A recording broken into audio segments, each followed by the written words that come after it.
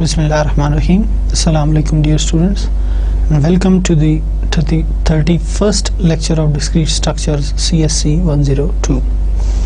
In the previous lecture we were discussing graphs. In graphs we have discussed Euler circuits, Hamiltonian circuits, and how to construct an Euler circuit and Hamiltonian circuits. We have discussed also a traveling salesperson problem. So such type of problems we can solve using these topics, Hamiltonian and Euler circuits. Today we shall continue some topics of continue discussing some topics of graphs, and we shall also start trees, which is the next topic in the theory of graphs.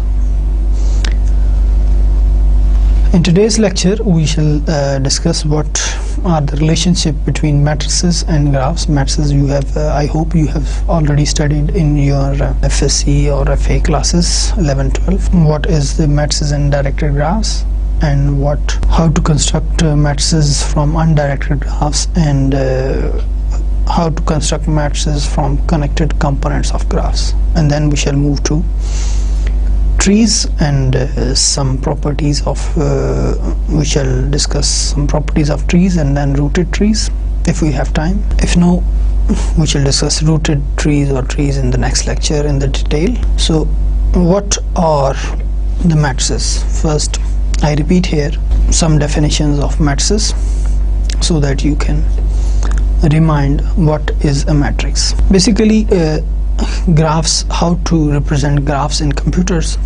In a computer we cannot introduce a graph directly and discuss properties and other relations of graphs in a computer. For that, to introduce a graph in a computer, we have to translate the graphs into matrices. So first of all, we have to know what is a matrix. You have studied the definition. I repeat it here. M cross n, read as M by n. Matrix A over a set S is a rectangular array of elements of S arranged into M rows and n columns, like this. The matrix is basically, it contains elements. This is basically a row. These are the rows in a matrix, and this is M by n matrix, means order of this matrix is M cross n. And here we have columns in matrices. So these are called the elements of the matrices. For example, if you have a matrix of 3 rows and 3 columns, for example, we can write it as for example 1 2 3 4 5 6 7 8 9. So this is a matrix whose order is, you can say 3 by 3, means it has 3 rows and 3 columns. You can write some other matrices which contain only 1 row, 1 2 3. This is basically a matrix of order 1 cross 3 because it has 1 row and 3 columns. Similarly, you can write matrices which have 3 rows and 1 column, for example like this 1 5 9. It has 3 rows, 1 2 3 and 1 column, this. So this matrix is basically a matrix whose order is M by n. It's a basically rectangular array of M rows and n columns. Usually it is called rectangular, but it could be a square matrix. If rows and columns are equal, then we say that this matrix is a square matrix. So the ith row of A is this. Ith row means it could be first, second, third, fourth, any row, and jth column of A is given by this. The entry Aij is the ith row and jth column of A, and is called ijth entry of A. A matrix M by n is said to have size M by n or M cross n, and any two matrices A and B are equal if and only if all the entries, or first of all we have to check whether the size of both matrices is same, that is they have same size M by n, for example 2 cross 3 and 2 cross 3. And then the corresponding entries, means first entry must be equal to first, second must be equal to second, third must be equal to third, and so on. All the entries must be identical for two matrices to be equal. And a matrix for which the number of rows and columns are equal is called a square matrix, in which rows and columns are equal, that is 3 cross 3. And if a matrix, square matrix of size n, the main diagonal of A consists of all entries a11, a22, ann. For example, this, if you have this matrix, this basically, these elements are, this is basically called diagonal elements or main diagonal elements of A. For example, we had discussed the matrix 1, 2, 3, 4, 5, 6, 7, 8, 9. What is the main diagonal here? This is the main diagonal of this matrix. This is the main diagonal.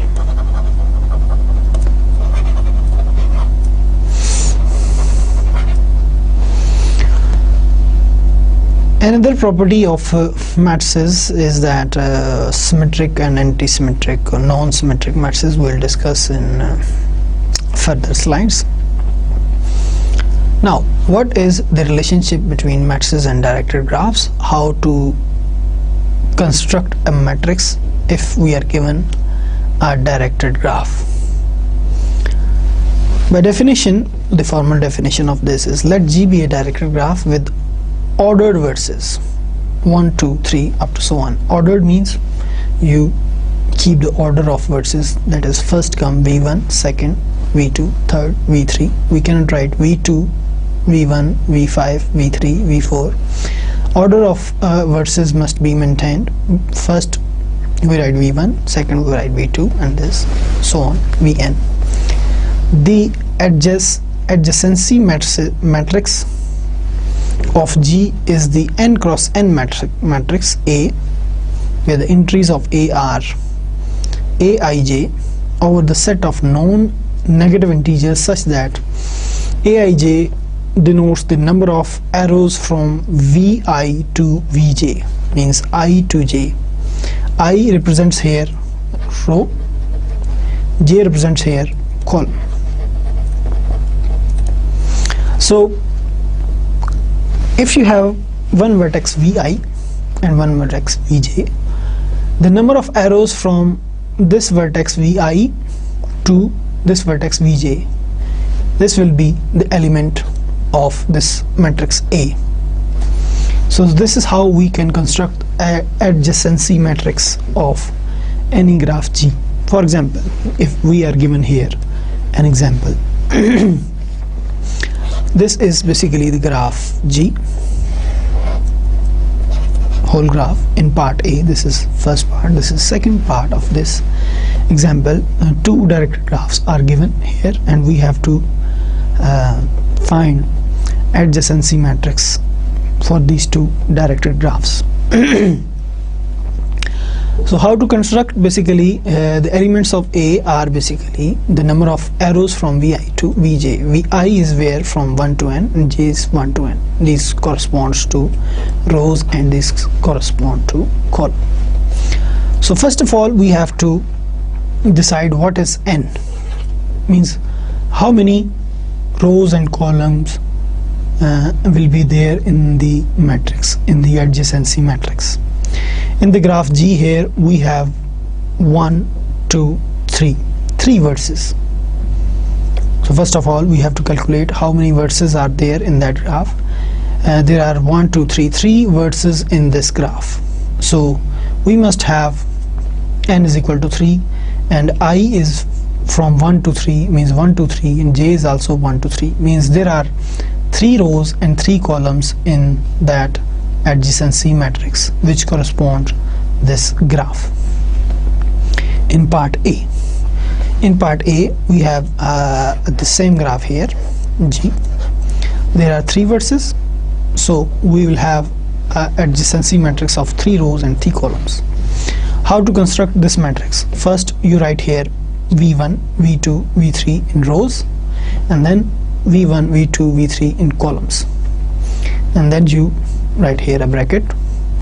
Then you calculate here what will be the first entry. First entry means how many arrows are there from V to V1. Here from V to V1 there is no arrow, because here from V2 to V2 here we have one arrow which is a loop. On V1 there is no loop, therefore the directed arrows from V1 to V1 are 0, so we write here 0. Now from V1 to V2, if we want to check from V1 to V2, here we have from V1 to V2 this corresponds this and this corresponds this. How many arrows are there from V1 to V2? From V1 to V2 there are no arrows. You can see here from V1 to V2 there is no arrow, so 0, we'll write here 0. The number of arrows from V1 to V2 is 0. Now again from V1 to V3, how many arrows are there from V1 to V3? So here from V1 to V3 there is no arrow, because there are two arrows which are from V3 to V1, that you can see the direction here. So from V1 to V3 there is no arrow, so we write here 0. Now come to the second row. From V, here we have V2, here we have V1. So we have to calculate arrows from V2 to V1. So how many arrows are there from V2 to V1? Here V2 to V1, here we don't have any arrow, so therefore we write here 0. Now from V2 to V2, here how many arrows are there from V2 to V2? So from V2 to V2 we have one arrow, you can see its direction here. So here you have to calculate the directed arrows. We have only one directed arrow from V2 to V2, so therefore we write it here 1. Now this entry from V2 to V3, how many arrows are there from V2 to V3? So here you can check by looking at the graph and see how many arrows are there from V2 to V3. So there is only one arrow, this one, which is from V2 to V3 because of its direction here, you can see.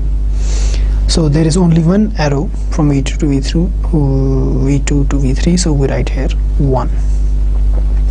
Now coming to the third row, from V3 to V1, how many arrows are there? From V3, here we have V1. How many arrows are there? This arrow is from V3 to V1. This arrow is also from V3 to V1. So there are two arrows from V3 to V1. So we write here 2. Next, from V3 to V2. From V3 to V2, there is only one arrow, which is this one. So we write here 1. From V3 to V3, there is no loop on V3. Therefore, we write here 0.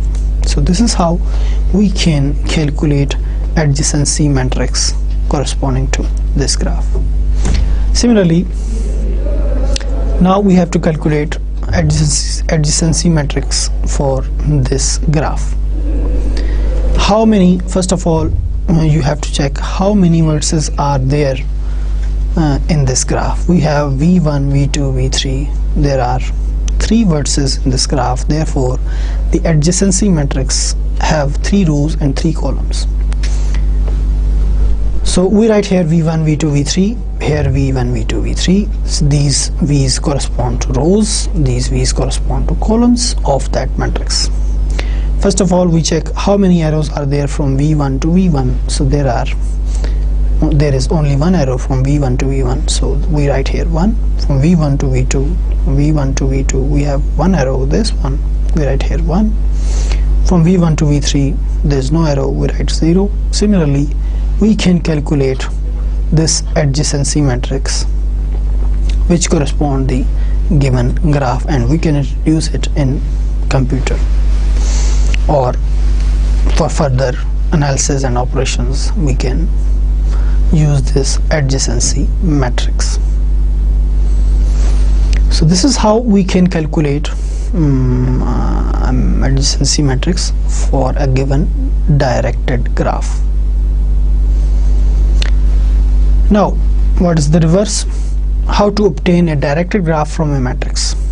first, in the previous slide, we have learned how to calculate an adjacency matrix from a given directed graph. Now we do the reverse of this procedure. If we are given a matrix, how to construct a directed graph. So this is the given matrix. How many rows are there in this matrix? 1, 2, 3, 4. How many columns are there? 1, 2, 3, 4. So there must be 4 vertices in that graph. We say them v1, v2, v3, v4. Now we check, we plot v1 here, v2 here, v3 here, v4 here. Anywhere you can plot 4 points. We say it, this is v1, this is v2, this is v3, this is v4. Now we check the entries of this matrix. This is 0. It means there is no loop on v1, that is, there is no directed edge from v1 to v1. So it's 0, so it is sufficient here. Then from v1 to v2 there is 1 arrow. From v1 to v2 there is 1 arrow. We draw an arrow from v1 to v2 directing this. The direction must be specified here, because here from v1 to v2 we see 1. If you want to see from v2 to v1, then you have to investigate this v2 to v1, this.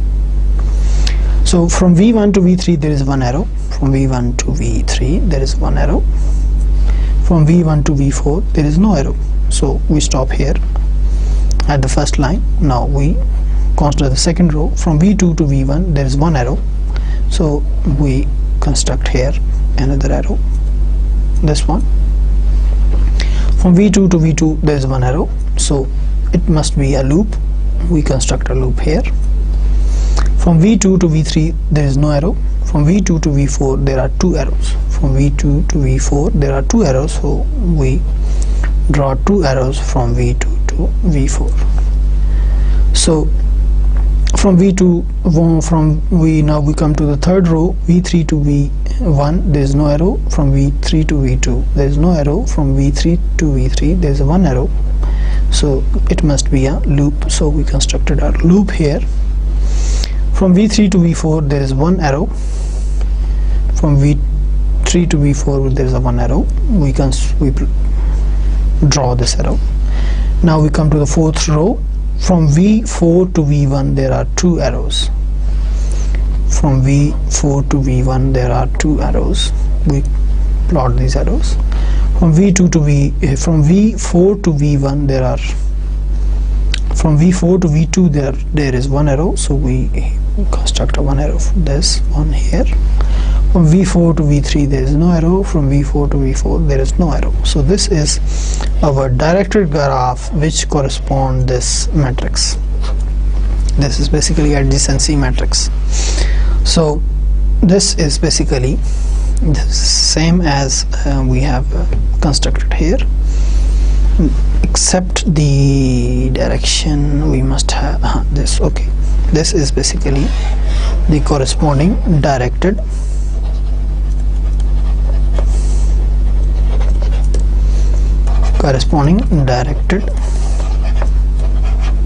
graph. So this is how we can construct a directed graph from for a given adjacency matrix. Next is basically matrices and undirected graphs. What is the formal definition of this undirected graph? How to construct the adjacency matrix? Let G be an undirected graph, any given undirected graph, for example this one, with ordered vertices v1, v2, vn. Ordered vertices, that is, we have to keep the order of vertices. The adjacency matrix of G is the n cross n matrix A, where A is equal to Aij. Aij are the entries over the set of non-negative integers, such that Aij is equal to the number of edges connecting Vi and Vj. Now here there is no direction arrows. We have to just investigate how many arrows are there which connects a vertex vi to a vertex vj, from one vertex to another, some other vertex. So this is enough. We don't see here, we don't look at the direction of the edges. So for example, we are given an adjacency matrix for a graph G. No, we have to find an adjacency matrix for a graph G given below. This is the graph whole J graph, we call it G. Now first of all, how many vertices are there in this graph? v1, v2, v3, v4. So we have 4 vertices in this graph. So the adjacency matrix must have 4 rows and 4 columns. For example, we say first row v1, v2, v3 and v4, v1 first column, v2 second column, v3 third and v4. Now we have to see how many arrows are there from v1 to v1. v1 to v1, there is no loop here, so the first entry will be 0. From v1 to now how many edges are there which connects v1 and v2? v1 and v2 here, not from v1 to v2, because here we don't have directed arrows, we have just have edges. How many edges are there which connects v1 and v2? So there is only one edge which connects v1 and v2, so we write here 1. Similarly, how many edges are there which connects v1 and v3? v1 and v3, v1 and v3. There is no edge which connects directly v1 and v3, so we write here 0. How many edges are there which connects v1 and v4? There is only one edge, so we write here 1. Now how many edges are there which connects v2 to v1? We have already calculated it, it's 1. How many edges are there which connects v2 to v2? v2 to v2, there is a loop here, so there is one edge which connects v2 with v2. So how many edges are there now which connects v2 to v3? There are 2 edges here, v2 to v3, which connects v2 and v3. So we write here 2, v2 to v4 1, v3 to v1 no, v3 to v2 2, v3 to v3 0, because there is no loop here. v3 to v4 no, v4 to v1 1, v4 to v2 1, v4 to v3 0, and v4 to v4 1, because there is a loop here. So this is basically the corresponding adjacency matrix of this undirected graph. So what we have done on the previous slide, this is a graph and this is the corresponding adjacency matrix of this undirected graph. This matrix is symmetric. How? You have studied in FSC or FA in 11th class, you can first year, that if we take the transpose of a matrix, that is if we change the rows into columns and columns into rows, that is if we take the transpose of this matrix, what is the first row? This is the first row, we write it in column 0 1 0 1. We take the second row here, we write it in column 1 1 2 1. This is the third row 0 2 0 0, and the last row is 1 1 0 1. Now you see whether there is a difference between these two matrices. We get the same matrix 0 1 0 1 0 1 0 1 1 1 2 1 1 1 2 1 0 2 0 0 0 2 0 0 1 1 0 1. So such type of matrices are basically called symmetric matrices if the transpose of a matrix comes again the same matrix. In constructing the adjacency matrix of undirected graphs, we obtain always a symmetric matrix, whereas in calculating adjacency matrix of the directed graphs, we obtain unsymmetric matrix or non-symmetric matrix. Non-symmetric matrix, this is basically non-symmetric matrix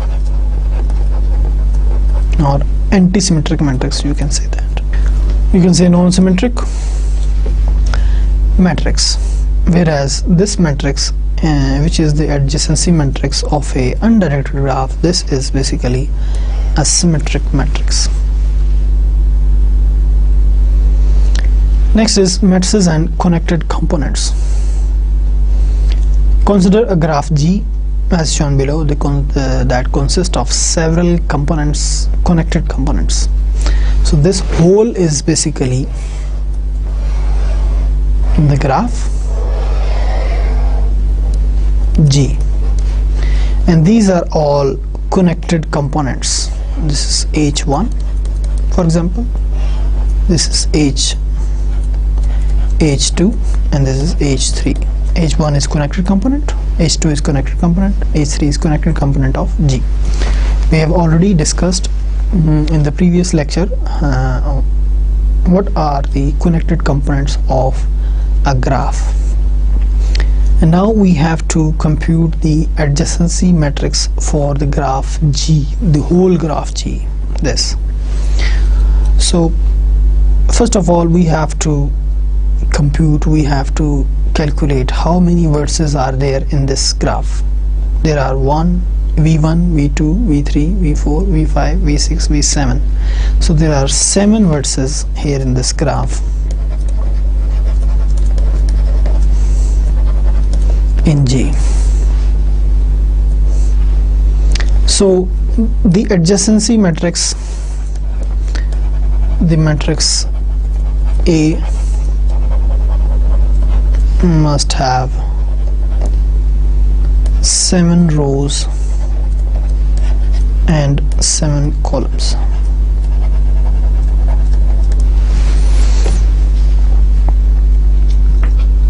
So it should be a 7 by 7 matrix. The size of this matrix should be 7 rows and 7 columns, like this. So we write also V1 here, V2 here, V3 here, V4, V5, V6, V7, V1, V2, V3, V4, V5, V6, V7.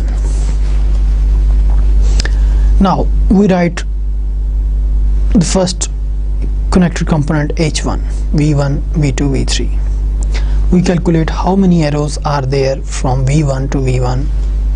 There is only one arrow, so we write here 1, just as we have calculated the adjacency matrix for directed and undirected graphs. We write all the entries here.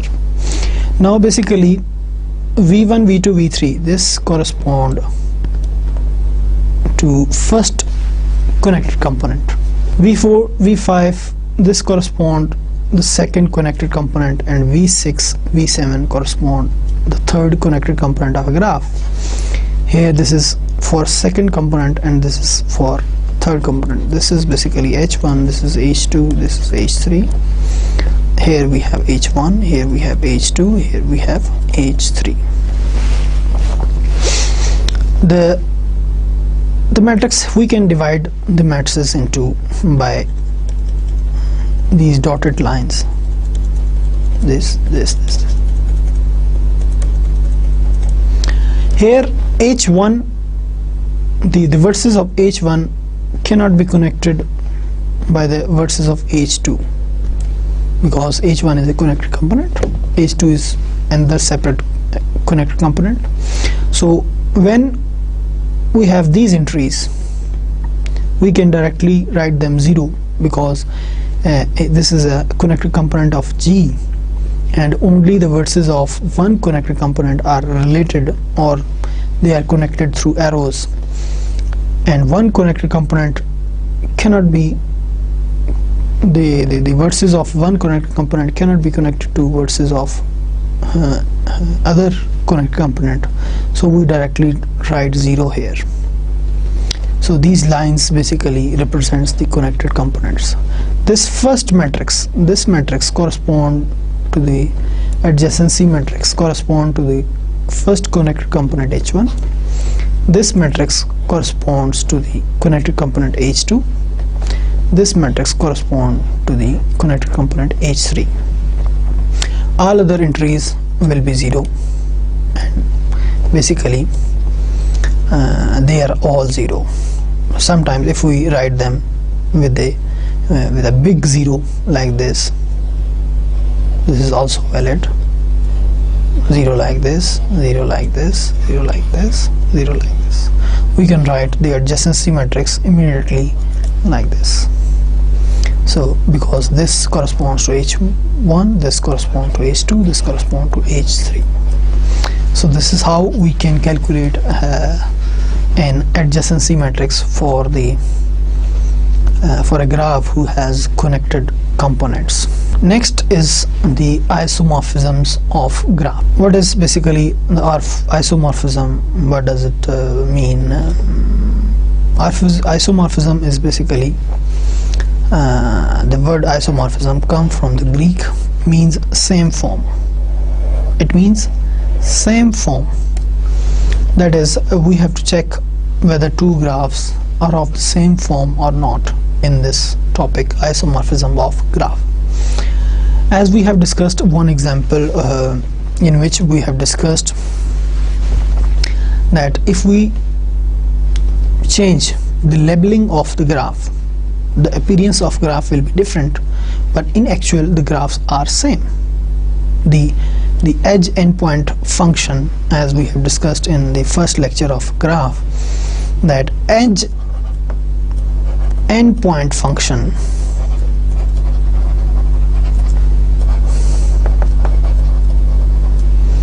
functions of these two graphs 1 and 2 are same. So we can do it by change the labeling of the graph. But here, if suppose we consider this graph as a one graph and another graph, this one we call it a G dash graph, this we call it G. You can see that both these graphs have same form, but the position of vertices have been changed here.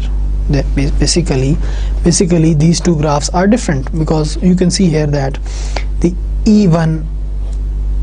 edge E1 has endpoints V1 and V2. Here edge E1 has endpoints V1 and V3. So here these two graphs are different, but we can define a function like this. Here observe that G dash is different graph from G. For instance, in G the endpoints of E1 are V1 and V2, whereas in G dash the endpoints of E1 are V1 and V3. Yet G dash is certainly very similar to G. G dash is very similar to G. In fact, if the vertices and edges of G dash are relabeled, if we relabel this, if we change the labeling of this graph G dash, it will become G. So if we define a function here between the vertices of G and G dash and edges of G and G dash, here we define here one function from vertices of G to G dash. We say that V1 remains V1, V2 is changed with V3, V3 is changed with V5, V4 is changed with V4, V5 is changed with V2. And similarly, edge corresponding to these this function vertices, we also define a function between the edges. E1 remains E1, E2 becomes E3, E3 becomes here E5, E4 becomes E2, E5 becomes E4. If we apply these transformations, these functions these relabeling functions, you can say them, then the two graphs will become identical. And you can note that these relabeling functions, this and this one, are both 1 1 and on 2. That is, there is one-to-one correspondence between the elements of G and G dash, between the vertices and edges of G and G dash. So relabeling functions are 1 1 and on 2. We have studied in detail what are the 1 to 1 and on 2 functions when we have studied functions. So the two graphs that are same except for the labeling of their vertices. Two graphs that are same except for the labeling of their vertices and edges are called isomorphic. Isomorphic means they have same form. They are of same form. So two graphs are isomorphic if there is a one-to-one correspondence between the vertices of two graphs and edges of two graphs. So such type of graphs are called isomorphic, or we can say that there is an isomorphism between these two graphs. So now the proper formal definition of isomorphism of graph. Let G and G dash be graphs with vertex set V of G and V of G dash, and edge sets E of G and E of G dash respectively. G is isomorphic to G dash if and only if there exists one-to-one correspondence G between the vertices V of G to the vertices of G dash, and H between the edges of G and edges of G dash.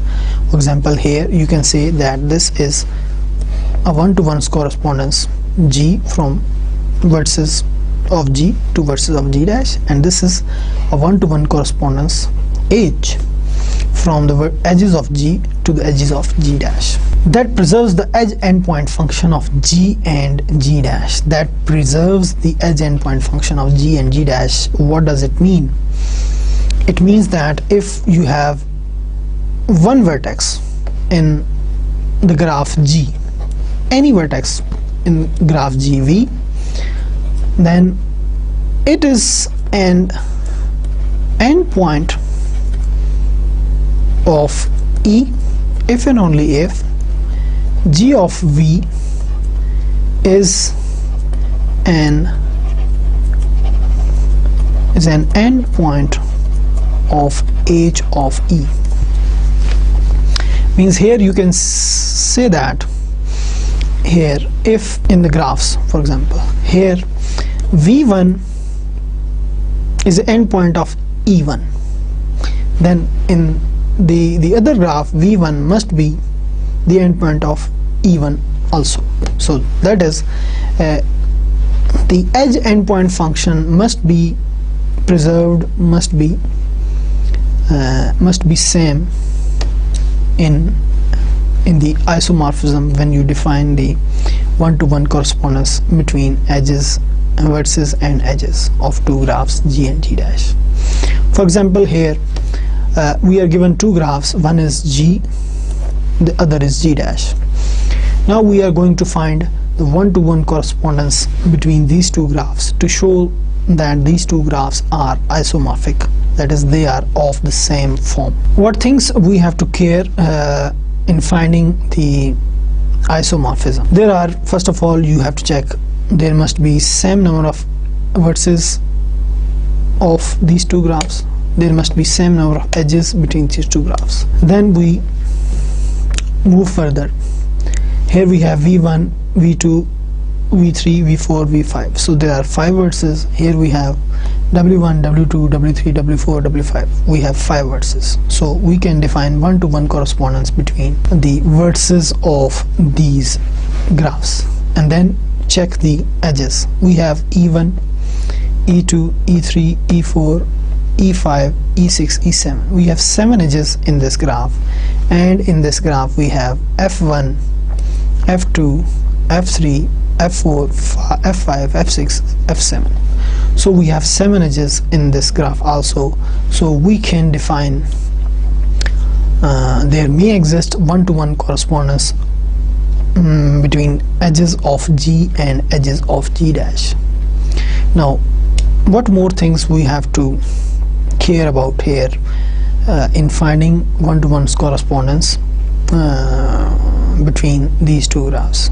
So to solve this problem, you must find functions g from v of g to v of g dash and h from e of g to e of g dash, such that for all v belongs to v of g and e belongs to e of g, v is an endpoint of e if and only if g of v is an endpoint of h of e. So setting up such functions is partly a matter of trial and error.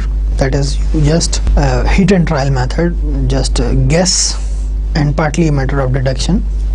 That is, you use the logic also.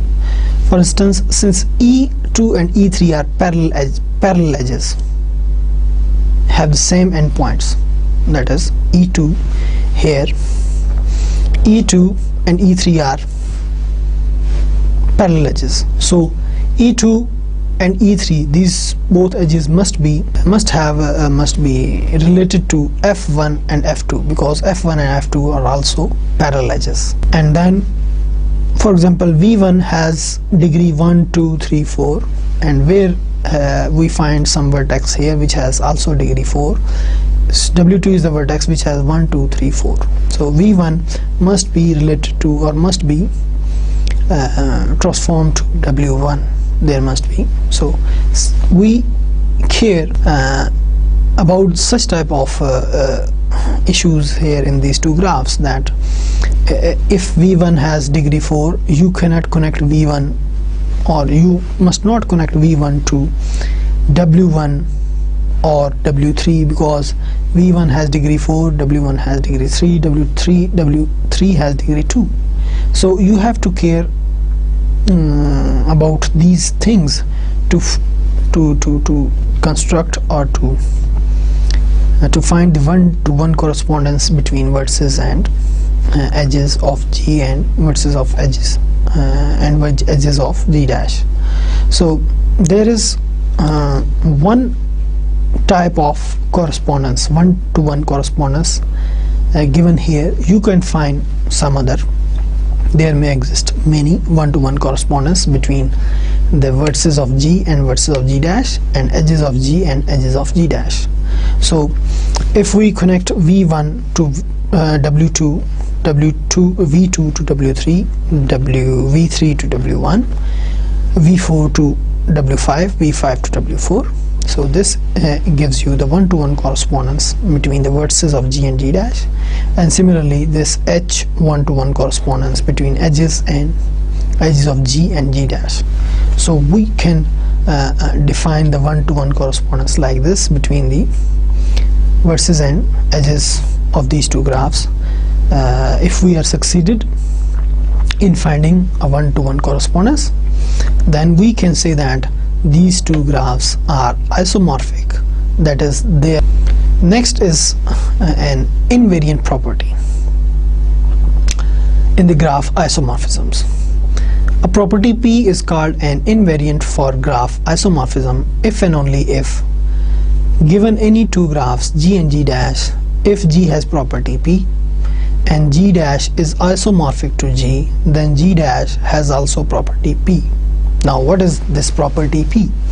It could be anything: number of vertices, number of edges, degree of a particular vertex, or if this graph has a simple circuit or not, this graph is connected, or there are many properties you can check within a graph. We say it a property P. That property is invariant if invariant in two graphs, if there is an isomorphism between the two graphs G and G dash. For example, here in these two graphs we can check that there is a vertex in the graph G. There is a vertex in the graph G whose degree is 4. For example, V has degree, V1 has degree 4. So only one vertex, there is only one vertex in graph G whose degree is 4. This it is a property of this graph. Now we have defined a we have showed here that there is a one-to-one correspondence between these two graphs, that is these two graphs are isomorphic. So this property must be preserved, must be invariant in the G dash also. What does it mean? It means that there must be only one vertex in G whose degree is 4. That is, there must exist some vertex, only one vertex in G dash whose degree is 4. You can find that vertex. Now what is that vertex here? W2 is that vertex whose degree is 4. So we can write here W2. So this property is preserved here. This property is invariant here in this graph. You can check some other properties. For example, there are two vertices V3 and V4 whose degree are 3. Degree of V3 is 3, degree of V4 is 3. So there are two vertices whose degree is 3. Here we must also have in this graph two vertices whose degree must be 3. So which are W1 degree has, the degree of W1 is 3, the degree of W5 is also 3. So there are two vertices whose degree is 3. We can check other properties as well, for example, which are given here. The graph G has n vertices. The graph G dash must have also n vertices if there is a isomorphism between G and G dash. If graph G has a simple circuit of length k, then the graph G dash must have also a simple circuit of length k. If graph G has m edges, then graph G dash must also have m edges. If graph G has vertex of degree k, then G dash must have also a vertex of degree k. K could be 2, 3, 5, anything. If graph G is connected, then G dash must also be connected. If graph G has a circuit of length k, or if a graph G has an Hamiltonian circuit or Euler circuit, then G dash must also have Hamiltonian and Euler circuit. So this is what an invariant property, and in this theorem they have discussed properties. You can check the proof of this theorem in the book. So showing that two graphs are not isomorphic. Show that the following pairs of graphs are not isomorphic by finding an isomorphic invariant that they do not share. Means we are trying to find some property which is not common in both graphs, and we can conclude that these two graphs are not isomorphic. For example, in part A we are given two graphs G and G dash. G has 9 edges, we can immediately see, and G dash has only 8 edges. Therefore these two graphs are not isomorphic. In part B we have two graphs H and H dash. H has a vertex of degree 4. This vertex of H has degree 4, 1, 2, 3, 4. But whereas in the graph H dash we don't have any vertex whose degree is 4, because this vertex has degree 3, it has 3, it has 3, it has 3, it has 2. So there is no vertex in H dash whose degree is 4. Therefore we can immediately say that these two graphs are not isomorphic.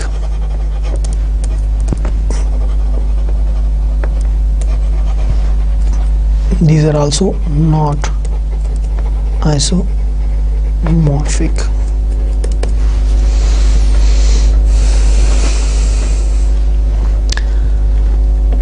For graphs it's I think enough. We stop here, and now we are going to start the trees. What is basically a tree? Tree is basically a graph is said to be circuit free if and only if it has no circuits. Circuit, that is, you know the definition of a circuit. Just remind the definition of circuit and then start the trees. A circuit is a basically a walk which starts from a vertex which ends at the same vertex, which can which can repeat vertices but which cannot repeat the edges. So this is the definition of circuit. And a graph is said to be circuit free if and only if it has no circuits. A graph is called tree if and only if it is circuit free and connected. So any graph which is circuit free and connected, it's called a tree. And a trivial tree is a graph that consists of a single vertex. That is, if you are given one vertex here, for example in this graph is basically a tree, but it is a trivial tree. So what is a tree? Basically a tree is a graph who is circuit free and connected. So here are examples of some trees. This is basically a tree. This is a graph. Yes. It's connected. Yes. It is circuit free. Yes. There is no circuit, that is, we cannot reach at the same vertex from starting. You can choose any vertex. This we cannot go through the graph and come back to the same vertex by using edges exactly once. That is, we cannot repeat the edge in a circuit. So therefore there is no circuit in this graph. It is circuit free and also connected, so it's a tree. It's a trivial tree because it has only one vertex. It's also tree because it's circuit free, connected. Yes, it's also a tree because it's a circuit free and also connected. Now some of the examples of graphs which are not trees, because this circuit is not a tree because it has a circuit, because we can reach by starting from here, we can come back here. So it's a basically circuit here, so it's not circuit free. This graph is not circuit free, so it's not a tree. This is non-tree, yeah, you can say that, not tree. This graph also have a circuit here. We can start from here and we can come back here, so it's also a circuit here. It's not circuit free, so this is not tree. This is also a circuit. This is not tree also. This is not tree. Why? This graph is not connected. This graph is not connected. So by the definition of a tree is a graph which is circuit free and connected. That is called a tree. So we can check these two properties in a graph and we can decide whether it's a tree or not. So the practical examples of trees where we can use trees in solving problems of daily life or such type of problems. An example of this is a decision tree. You can find some other examples in the book of Discrete Mathematics by Rosen and Susanna. A decision tree is basically, during orientation week, a college administers an exam to all entering students to determine placement in the mathematics curriculum. The exam consists of two parts and placement recommendations are made as indicated by the tree shown in the figure. Read the tree from the left to right to decide what course should be recommended for a student who scored 9 on part 1 and 7 on part 2. Basically there are some students who take part in the entering exams to get an admission in college or to take some courses in particular semester in the university. You can say that there are if you are studying in a university in BS Computer Science, in the first semester you get in the first mid or in the second mid, you can say, or in first semester and second semester, you can say that you scored some marks, you obtained some marks, and on the basis of these marks in the first and second semester, you are going to choose subjects in the third semester. For example, in the score on part 1 in the first semester, if you scored greater than 10, and in the second semester you scored greater than 10, you can choose math 120. Math 20 is one course, and if you choose in the first semester greater than 10 marks and in the second semester less than or equal to 10 marks, then you can choose math 110. Math 110 is a course. Similarly, if some student has got 8, 9 or 10 marks in first semester, and in second semester they got greater than 6 marks, then they can opt math 110. And in second semester, if they obtain less than or equal to 6 marks, then they can opt math 100. And these are all the courses. And if in the first semester some student got less than 8 marks, then he can only choose this course. So these are basically the grading, you can say that. Now we have to by seeing this tree from left to right, we have to decide what course should be recommended for a student who scored 9 on part 1 and 7 on part 2. So he got 9 marks, so he will come here, and in second part he obtain 7 marks, which is greater than 6, so he'll come here and he will opt this course. He can opt this course in the third semester or third session, you can say, whatever. So such type of applications we can solve by using trees. Now a very important result, I have summarized all the theorems in this which are given in the book of Cesena in one theorem. All these results are basically the separate theorems in the book. You can find the proof of these theorems. I'm not including the proof of these theorem here. The first theorem is basically any tree that has more than one vertex has at least one vertex of degree 1. So it's obvious. For example, if we have 2 vertex in that tree, v1 and v2, and it is connected, so it has at least one vertex of degree 1. So it has this vertex of degree 1, this vertex of degree 1, so it's possible. So this is our first theorem. The second theorem is for any positive integer n, n could be anything, 2, 3, 5, 9, 12, 25, anything. Any tree with n vertices has n minus 1 edges.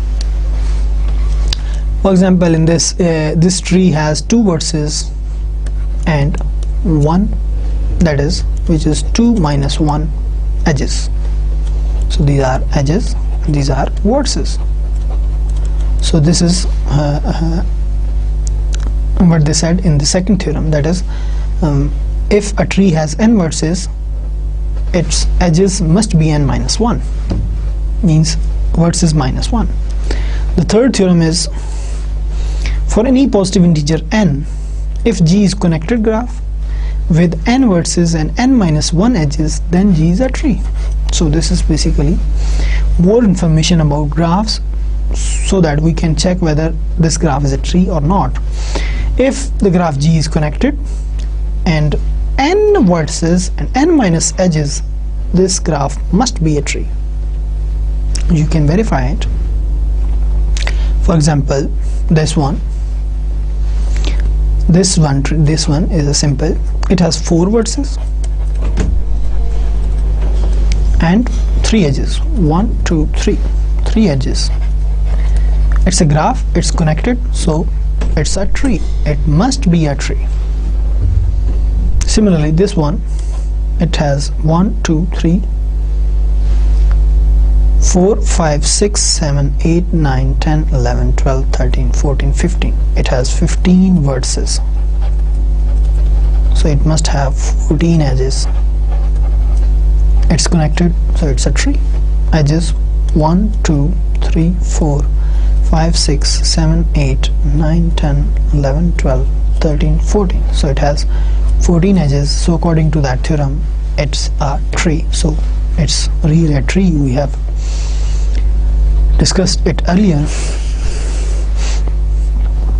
So these are three important results which we can draw in the trees. Now let T be a tree. If T has only one or two vertices, then each is called a terminal vertex.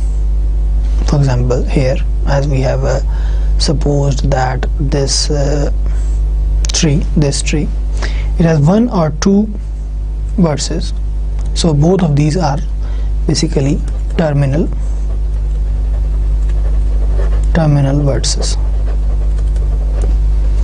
This is also terminal, this is also terminal, because it's there is no edge further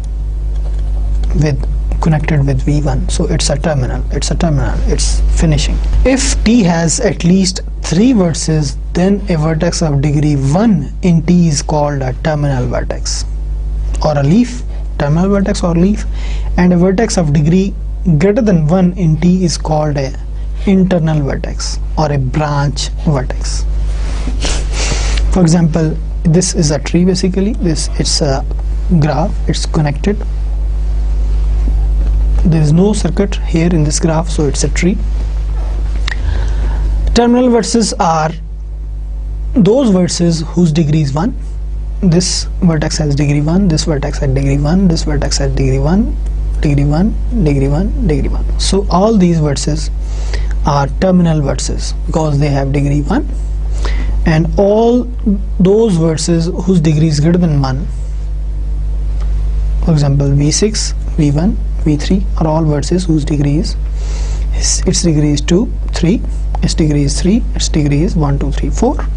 So these vertices are internal vertices or branch vertices, and the terminal vertices are called also leaves. So this is a terminology which we use in trees. Now an example is a graph G has 10 vertices and 12 edges. Is it a tree? By using the theorem, we have that a graph which has n vertices and n minus 1 edges, it will be a tree, and it should also be connected. No, the answer to this example is no. By theorem, any tree with 10 vertices has 9 edges, not 12, so it's not a tree. Another example, a graph with n vertices and n minus 1 edges, that is not a tree, is basically those graphs that are not connected. So by theorem, such a graph cannot be connected. One example of such an unconnected graph is shown in this, because it has 1 2 3 4 5 vertices and 1 2 3 4 edges. So it's not necessary always that a graph with n vertices and n minus 1 edges is always a tree. So you have to think, or you have to care about the other things in the definition and in theorem to conclude that whether this graph is a tree or not. It's not necessary that if a graph has 5 vertices and 4 edges, it's a tree. One such example is this. This whole graph has 5 vertices and 4 edges, so it's not a tree because it's not connected, it has a circuit. So you have to check all these things to decide whether a given graph is a tree or not. So for today, it's I think it's enough. We stop here. We summarize the thing what we have studied today, and in the next lecture we shall continue this topic trees, and we shall discuss some other topics related to trees also. So in today's lecture we have discussed the relationship between matrices and graphs, and how to construct adjacency matrices corresponding to directed and undirected graphs, and how to obtain adjacency matrices from graphs. We also discussed how to calculate adjacency matrix for the graph which has connected components. We have started today the trees. We have discussed basic definitions of trees and some of the results related to the trees. So we stop it here. In the next lecture we shall first discuss rooted tree and then further some other topics of trees. So for today it's enough. Until the next lecture, Allah Hafiz.